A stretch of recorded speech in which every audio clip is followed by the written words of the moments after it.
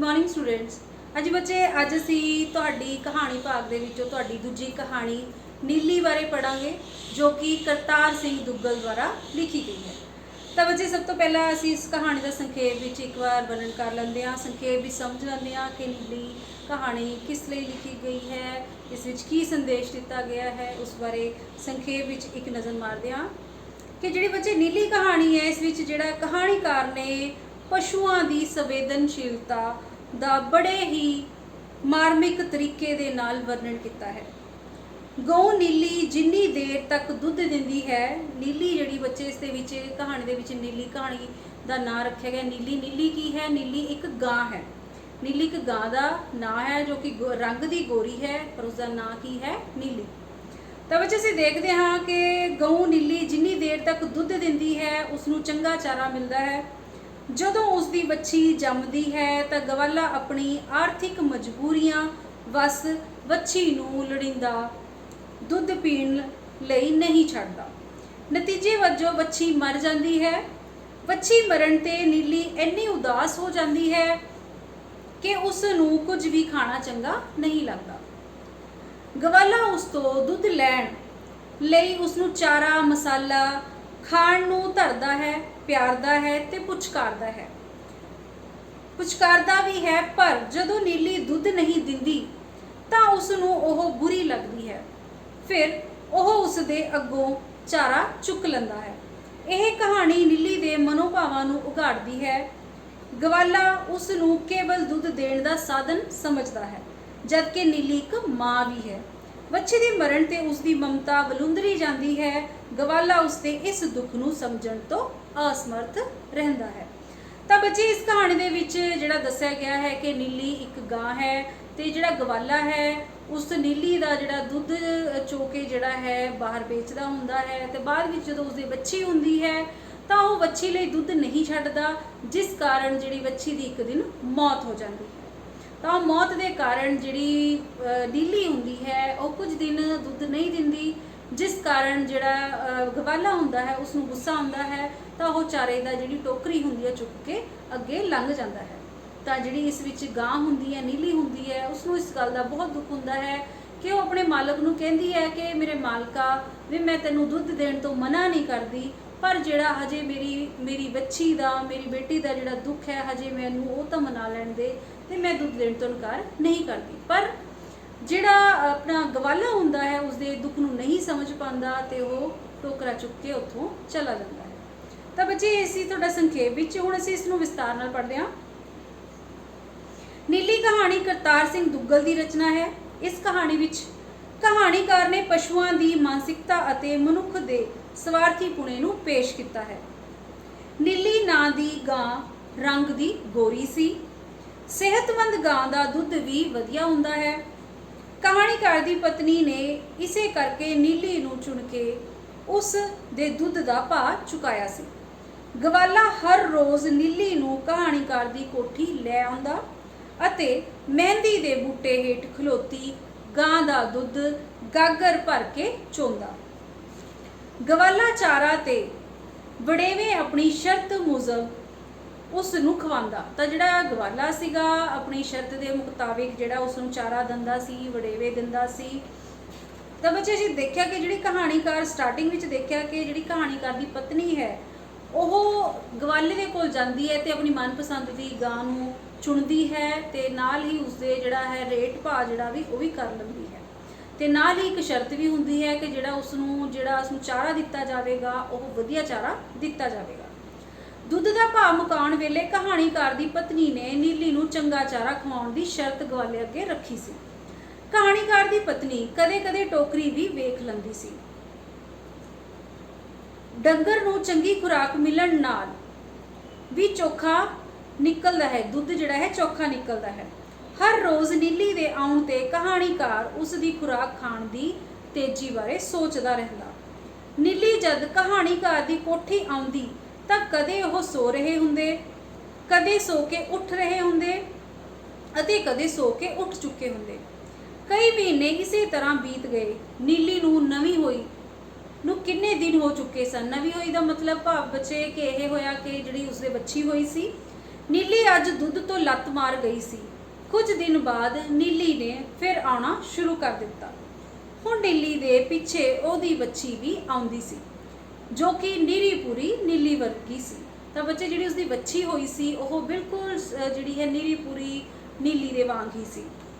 ਕਹਾਣੀਕਾਰ ਦੀ ਤੀਬਤ ਦੀ ਦੁੱਧ ਦੀ ਲੋੜ ਜਿਵੇਂ ਨੀਲੀ ਤੇ ਨਿਰਭਰ ਹੋ ਗਈ ਸੀ। ਨੀਲੀ ਦਾ ਇੱਕ ਵੇਲੇ ਦਾ ਸਾਰਾ ਦੁੱਧ ਉਹ ਖਰੀਦ ਲੈਂਦੇ। ਕਹਾਣੀਕਾਰ ਦੀ ਪਤਨੀ ਮੁੜ ਗਵਾਲੇ ਨੂੰ ਵੱਛੀ ਲਈ ਵਧੇਰੇ ਦੁੱਧ ਛੱਡਣ ਲਈ ਆਖਦੀ, ਪਰ ਉਹ ਗੁਣਗੁਣ ਕਰ ਛੱਡਦਾ। ਗਵਾਲੇ ਨੇ ਨੀਲੀ ਨੂੰ ਮਸਾਲਾ ਖਵਾਉਣਾ ਵੀ ਬੰਦ ਕਰ ਦਿੱਤਾ ਸੀ। ਅੱਜ ਕੱਲ ਵੱਛੀ ਦੇ ਥੋੜਾ ਮੂੰਹ ਮਾਰਨ ਤੇ ਨੀਲੀ ਦੁੱਧ ਲਾ ਦਿੰਦੀ ਸੀ। ਗਵਾਲਾ ਆਖਦਾ ਕਿ ਉਹ ਸ਼ਾਮੀ ਤੂੜੀ ਵਿੱਚ ਮਸਾਲਾ ਪਾ ਕੇ ਬਕਾਇਦਾ ਨੀਲੀ ਨੂੰ ਖਵਾਉਂਦਾ ਹੈ। ਕਹਾਣੀਕਾਰ ਦੀ ਤ੍ਰੀਮਤ ਇਸ ਗੱਲ ਤੇ ਖਪਣ ਲੱਗ ਪਈ ਕਿ ਦੁੱਧ ਪਾਣੀ ਵਰਗਾ ਸੀ ਤੇ ਗਵਾਲਾ ਵੱਛੀ ਨੂੰ ਦੁੱਧ ਨਹੀਂ ਸੀ ਛੱਡਦਾ। ਪਰ ਗਵਾਲਾ ਆਖਦਾ ਕਿ ਨੀਲੀ ਵੱਛੀ ਲਈ ਦੁੱਧ ਛੁਪਾ ਕੇ ਰੱਖ ਲੈਂਦੀ ਹੈ। ਅੱਗੇ ਦੇਖਦੇ ਹਾਂ ਬੱਚੇ ਨੈਕਸਟ ਪੈਰੇ ਦੇ ਵਿੱਚ। ਅਖੀਰ ਨੀਲੀ ਦੀ ਵੱਛੀ ਮਰ ਗਈ। ਤਾਂ ਕੀ ਹੋਇਆ ਕਿ ਉਸ ਨੂੰ ਦੁੱਧ ਦੇਣਾ ਜਿਹੜਾ ਉਸਨੇ ਘੱਟ ਕਰ ਦਿੱਤਾ ਸੀ ਜਾਂ ਉਸ ਲਈ ਛੱਡਦਾ ਨਹੀਂ ਸੀ, ਜਿਸ ਕਾਰਨ ਵੱਛੀ ਦੀ ਇੱਕ ਦਿਨ ਮੌਤ ਹੋ ਗਈ। ਅਗਲੇ ਦਿਨ ਗਵਾਲੇ ਨੇ ਨਿੱਕੇ ਜਿਹੇ ਮੂੰਹ ਨਾਲ ਆ ਕੇ ਦੱਸਿਆ ਕਿ ਵੱਛੀ ਮਰ ਗਈ ਸੀ ਤੇ ਨੀਲੀ ਨੇ ਕੁਝ ਖਾਧਾ ਪੀਤਾ ਨਹੀਂ ਸੀ। ਅਸਲ ਵਿੱਚ ਉਹ ਇੱਕ ਦਿਨ ਦੁੱਧ ਦਾ ਨਾਗਾ ਹੋਣ ਬਾਰੇ ਦੱਸਣ ਆਇਆ ਸੀ। ਕਹਾਣੀਕਾਰ ਦੀ ਪਤਨੀ ਦੰਦ ਕਰੀਚ ਕੇ ਰਹਿ ਗਈ। ਉਸ ਨੂੰ ਪਤਾ ਸੀ ਕਿ ਗਵਾਲਾ ਵੱਛੀ ਨੂੰ ਜਾਣ ਕੇ ਮਾਰ ਰਿਹਾ ਸੀ, ਪਰ ਗਵਾਲੇ ਵਿਚਾਰੇ ਦਾ ਤਾਂ ਪਹਿਲਾਂ ਹੀ ਨੁਕਸਾਨ ਹੋ ਗਿਆ ਸੀ।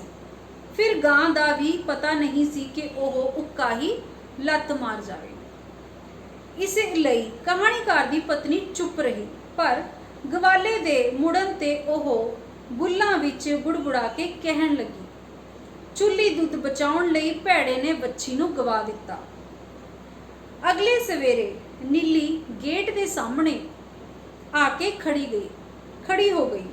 ਗਵਾਲਾ ਪਿੱਛੇ ਮਸਾਲੇ ਦੀ ਟੋਕਰੀ ਲੈ ਕੇ ਆ ਰਿਹਾ ਸੀ। ਪਹਿਲਾਂ ਨੀਲੀ ਧੁੱਸ ਮਾਰ ਕੇ ਗੇਟ ਖੋਲ ਲੈਂਦੀ ਸੀ ਅਤੇ ਜੇਕਰ ਗੇਟ ਬੰਦ ਹੁੰਦਾ ਤਾਂ ਸਿੰਗਾਂ ਨਾਲ ਖੜਕਾਉਣ ਲੱਗ ਪੈਂਦੀ ਸੀ, ਪਰ ਅੱਜ ਉਹ ਉਦਾਸੀਆਂ ਅੱਖਾਂ ਨਾਲ ਨਿਮੋ ਝੂਣ ਆ ਕੇ ਖਲੋ ਹੋ ਗਈ। ਗਵਾਲਾ ਅੰਦਰ ਆਇਆ ਤਾਂ ਉਹਦੇ ਪਿੱਛੇ ਨੀਲੀ ਗਿੜ ਕੇ ਕਦਮ ਰੱਖ ਰਹੀ ਸੀ। ਮਹਿੰਦੀ ਦੇ ਬੂਟੇ ਥੱਲੇ ਗਵਾਲੇ ਨੇ ਮਸਾਲੇ ਦੀ ਟੋਕਰੀ ਲਿਆ ਰੱਖੀ। ਨੀਲੀ ਜੱਕੋ ਤੱਕ ਕਰਦੀ ਅੱਗੇ ਹੋਈ, ਪਰ ਉਸਨੇ ਮੂੰਹ ਮੋੜ ਲਿਆ।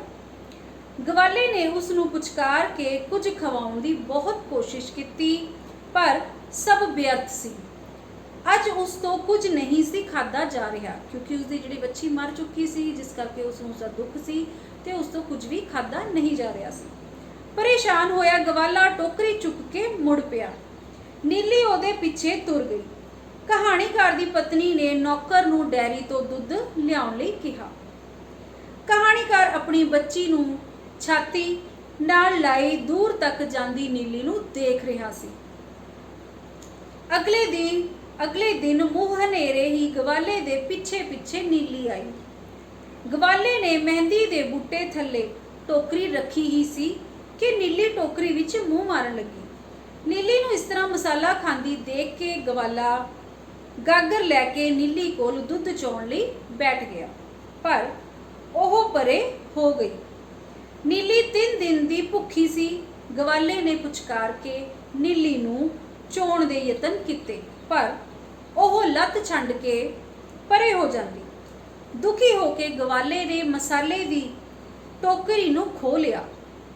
ਟੋਕਰੀ ਸਿਰ ਤੇ ਰੱਖ ਕੇ ਉਹ ਤੇਜ਼ ਮੁੜ ਤੁਰਿਆ। ਨੀਲੀ ਗਵਾਲੇ ਨੂੰ ਦੇਖਣ ਲੱਗੀ। ਜਦ ਗਵਾਲਾ ਕੋਠੀ ਦੇ ਗੇਟ ਕੋਲ ਪੁੱਜਾ ਤਾਂ ਨੀਲੀ ਅੜਿੰਗੀ ਜਿਵੇਂ ਗਵਾਲੇ ਨੂੰ ਬੁਲਾ ਰਹੀ ਹੋਵੇ, ਪਰ ਉਹ ਕੋਠੀ ਤੋਂ ਬਾਹਰ ਚਲਾ ਗਿਆ। ਨੀਲੀ ਕਿੰਨਾ ਚਿਰ ਮਹਿੰਦੀ ਦੇ ਬੂਟੇ ਹੇਠ ਖੜੀ ਬੁੱਥੀ ਚੁੱਕੀ ਗੇਟ ਵਿੱਚ ਦੇਖਦੀ ਰਹੀ, ਜਿਵੇਂ ਗਵਾਲੇ ਦੀ ਉਡੀਕ ਕਰ ਰਹੀ ਹੋਵੇ। ਕਦੇ ਉਹ ਅੜਿੰਗਦੀ, ਜਿਵੇਂ ਗਵਾਲੇ ਨੂੰ ਆਵਾਜ਼ਾਂ ਮਾਰਦੀ ਕਹਿ ਰਹੀ ਹੋਵੇ ਕਿ ਮੇਰੇ ਮਾਲਕ, ਤੈਨੂੰ ਕਿਉਂ ਨਹੀਂ ਸਮਝ ਆਉਂਦੀ? ਅਜੇ ਤੇ 2 ਦਿਨ ਨਹੀਂ ਹੋਏ ਮੇਰੀ ਬੱਚੀ ਨੂੰ ਮੋਇਆ। ਅੱਜ 3 ਦਿਨਾਂ ਦੀ ਮੈਂ ਭੁੱਖੀ ਭਾਣੀ ਡਿਕਡੋਲੇ ਪਈ ਖਾਂਦੀ ਹਾਂ। ਤਾਂ ਬੱਚੇ ਇਸ ਪੈਰੇ ਵਿੱਚ ਦੇਖਿਆ ਕਿ ਜਦੋਂ ਅਗਲੇ ਦਿਨ ਮੂੰਹ ਹਨੇਰੇ ਹੀ ਗਵਾਲਾ ਜਿਹੜਾ ਹੈ, ਗਵਾਲੇ ਦੇ ਪਿੱਛੇ ਪਿੱਛੇ ਨੀਲੀ ਆਉਂਦੀ ਹੈ। 3 ਦਿਨ ਹੋ ਜਾਂਦੇ ਨੇ ਬੱਚੀ ਨੂੰ ਮਰੇ ਹੋਏ, ਤੇ ਜਿਹੜੀ ਨੀਲੀ ਹੈ ਕੁਝ ਵੀ ਖਾਂਦੀ ਪੀਂਦੀ ਨਹੀਂ ਹੈ, ਕਿਉਂਕਿ ਉਸਨੂੰ ਆਪਣੀ ਬੱਚੀ ਦੇ ਜਾਣ ਦਾ ਬਹੁਤ ਦੁੱਖ ਸੀ, ਜਿਸ ਕਾਰਨ ਉਹ ਖਾਣਾ ਪੀਣਾ ਛੱਡ ਦਿੰਦੀ ਹੈ। ਤਾਂ 3 ਦਿਨਾਂ ਬਾਅਦ ਜਦੋਂ ਗਵਾਲਾ ਉਸਦੇ ਅੱਗੇ ਖਾਣ ਦੀ ਟੋਕਰੀ ਅੱਗੇ ਕਰਦਾ ਹੈ ਤਾਂ ਉਹ ਥੋੜਾ ਬਹੁਤ ਉਸ ਵਿੱਚ ਮੂੰਹ ਮਾਰਨ ਲੱਗਦੀ ਹੈ। ਤਾਂ ਗਵਾਲੇ ਨੂੰ ਲੱਗਦਾ ਹੈ ਕਿ ਸ਼ਾਇਦ ਉਹ ਹੁਣ ਜਿਹੜਾ ਦੁੱਧ ਵੀ ਦੇ ਦੇਵੇਗੀ।